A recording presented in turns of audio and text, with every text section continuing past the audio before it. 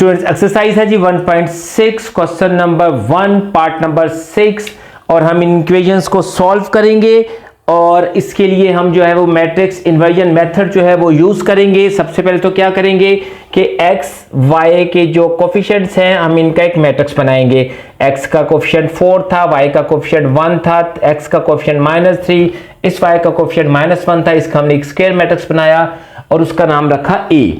x और y variables थे, इसका एक कॉलम मैट्रिक्स बनाया और उसका नाम रखा x।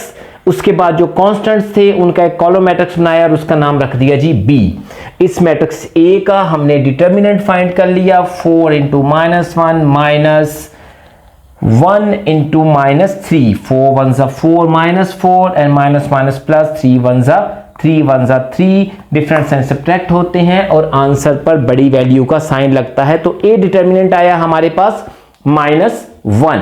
अब आपने यही इक्वेशन ax = b दोबारा लिखनी है क्योंकि हमने x मैट्रिक्स की वैल्यू फाइंड करनी है। a उस साइड पर जब जाएगा तो that will be a inverse, वो क्या हो जाएगा, चेंज हो जाएगा a इनवर्स के अंदर। और हम क्या करेंगे, इस a इनवर्स की हम भी लिखेंगे वैल्यू। a इनवर्स किसी भी मैट्रिक्स का जब मल्टीप्लिकेटिव इनवर्स लेते हैं तो क्या करते हैं, उस मैट्रिक्स के एडजॉइंट को उस मैट्रिक्स के डिटर्मिनेंट पर क्या कर देते हैं, डिवाइड कर देते हैं। तो a इनवर्स की वैल्यू हमने यहाँ पर लिख दी और ये b एज इट इज यहाँ पर आ जाएगा जी।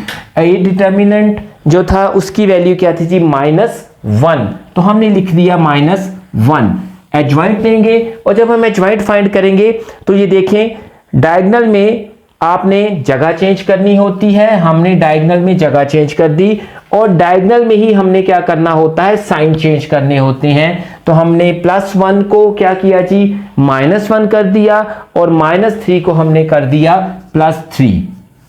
b की वैल्यू क्या थी, 9 एंड -5, 9 एंड -5 और क्या होगा, अब ये मैट्रिक्स जो होगा इस मैट्रिक्स B के साथ मल्टीप्लाई होगा, ये पूरी रो पूरे कॉलम के साथ मल्टीप्लाई होगी। और हम इसको स्टार्ट करते हैं जी, tail into tail -1 × 9 plus head into head -1 × -5। Then ये पूरी रो इस पूरे के कॉलम के साथ मल्टीप्लाई होगी, tail into tail 3 × 9 plus head into head 4 × -5।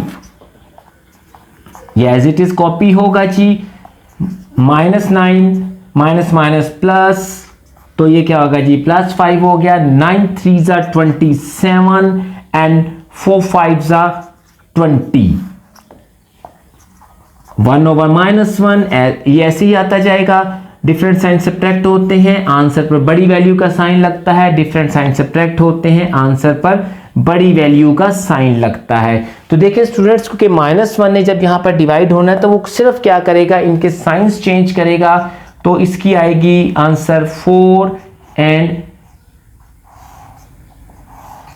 -7, minus +4 हो जाएगा एंड -+- 7 हो जाएगा। तो ये जो x था इसकी वैल्यू थी x एंड y, ये हमने यहाँ पर रिप्लेस कर दी।